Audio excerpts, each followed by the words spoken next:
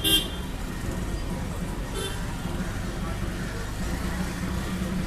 नमस्कार, की हाल चाल छै सरकार। 2009 में जहन पहिलुक बेर कलकत्ता आयल छलहुँ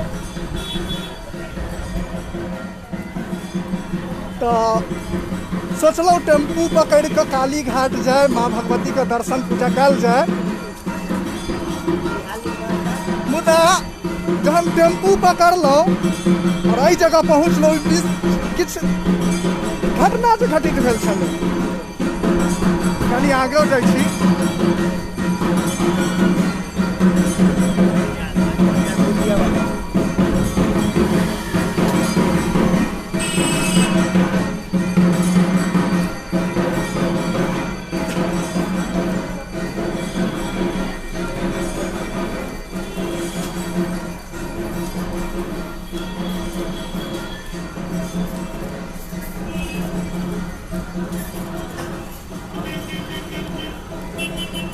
जी पुनः एक बेर सब का नमस्कार।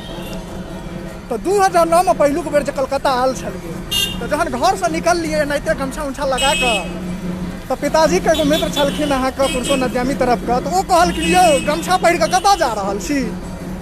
हम कहलिए जा रहल छी काली घाट माता के दर्शन करे ला। कहलकै हे महाराज गमछा पहिर कऽ की जाब, एनाहिते लोग बिहारी बिहारी कहत, गमछा उतारि लिअ।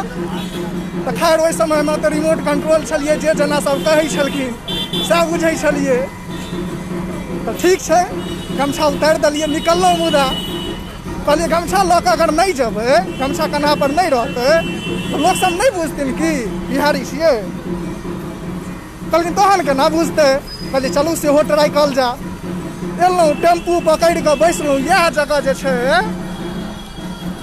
कनि पाछूमे उतरबाक छल।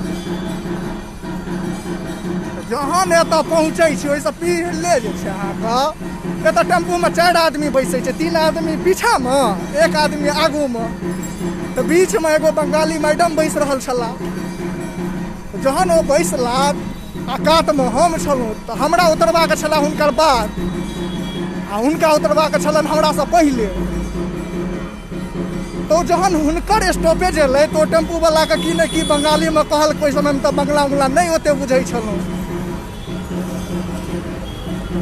तो हमरा कहैए जहन रुकै छै टेम्पू स्लो करै छै, तऽ हमरा कहै छै नामबो नामबो। अब हमरा की पता नामबो के मतलब होइ छै उतरबो। हम कहलिए तू नामबो तू नामबो। हम जे छै अपन जोरसँ 3-4 बेर कहि देलिए तू नामबो। हम क्या नामबो, तू नामबो। टेम्पू वाला जे छै बढ़िया जकाँ बुझौलक, कहलक तऽ ई सब बंगाली के जे छै नामबो के मतलब होइ छै उतरबो। तो ओहि दिन बुझलिए नामबो के मतलब उतरबो होइ छै। तो बढ़िया जकाँ जे छै मैडम समक्ष छला। अब बताउ, तो हम बैसल छी, हमरा भेल चलू भाई पहिलुक बेर एलहुँ, ओते बंगला उंगला बुझै नहि छलिए। बैस रहलहुँ टेम्पूमे। आइ तऽ सबसँ बड़का काज केलहुँ, किएक पैदले आबि गेलहुँ। अब किओ जे छै अहाँके कहत नामबो, ओहिके मतलब अहाँ की बुझबै।